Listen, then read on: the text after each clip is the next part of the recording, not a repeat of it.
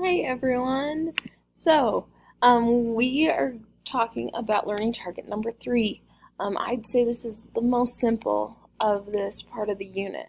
So I can identify and apply Newton's first law. So Newton's first law is also called the law of inertia.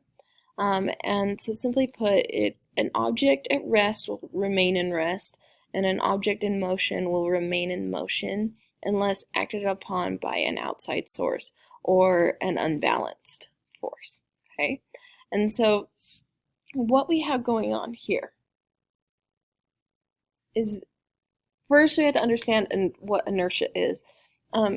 Inertia, as we've learned from Bill Nye, is a property of matter.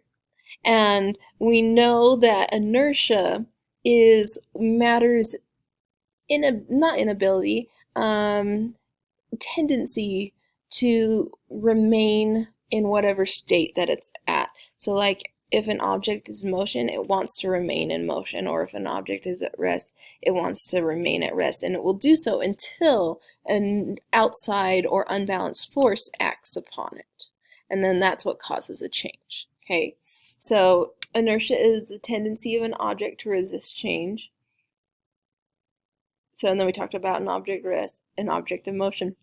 No, an object in motion, remaining in motion, for this law we specifically mean constant velocity. Okay? Once we apply an unbalanced force, then we get an acceleration, and an acceleration is a change in velocity. So it's going to want to be continuing with that same speed unless acted upon by an outside force. Okay, so net force, something that disturbs a state of equilibrium. So if we start pushing with 100 newtons and 200 newtons, my overall net force is 100 newtons in the negative x direction. And so we would change what's happening with this object. It would no longer stay remaining at rest. Now here, if we had an object at rest and then two people came in at the same time and they started pushing on it with the same force in opposite direction, that net force is still 0, so the object would still remain at rest. All right.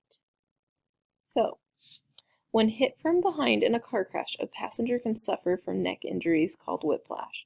Use Newton's first law to explain how this occurs and how the headrest can prevent the injury.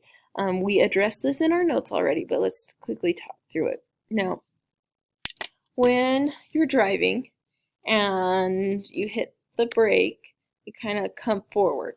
And the reason for that is because your body was moving forward with that speed, and then you changed the speed because you are applying a force, okay? And so your body wanted to keep moving forward, and so that's why you kind of lean forward when the car stops. Same thing if you accelerate and you are moving, you press on the accelerator and you start speeding up, you kind of go back into your seat because your body wasn't moving before, and now you have that acceleration. It's kind of pushing you back. Okay, so that's inertia, the resistance to change there. So your head does the same thing. If you have a crash from behind, okay, and so you're in the car and then the car comes up and it hits behind and it moves the first one forward, you kind of go back in your seat. And so if that headrest wasn't there to catch your head, it would lean back, and that's what the whiplash is that sudden movement of your head because of that property of inertia.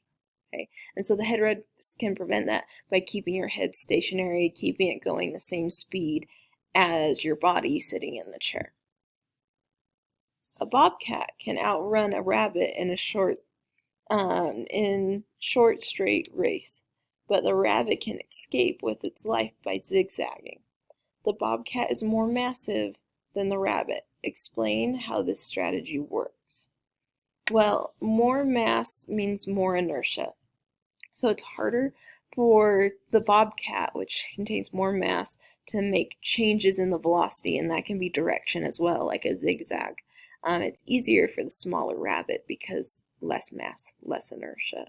And so that's why they can get away.